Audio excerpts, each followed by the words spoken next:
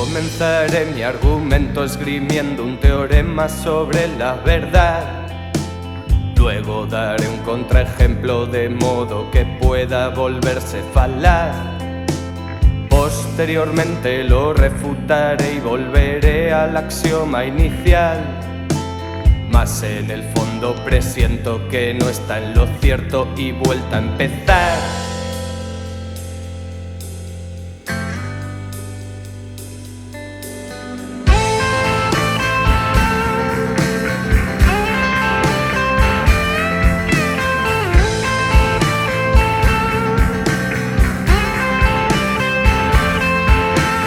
Arrancaré mi argumento de las sucias garras dialécticas. Me detendré justo a tiempo de modo que pueda tan solo observar.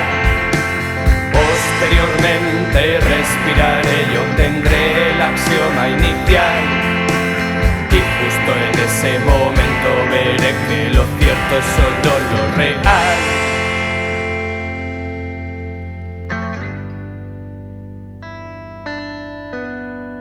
Solo lo real.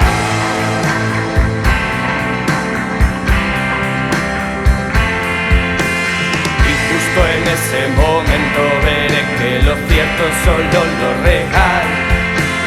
Y justo en ese momento veré que lo cierto es solo lo real.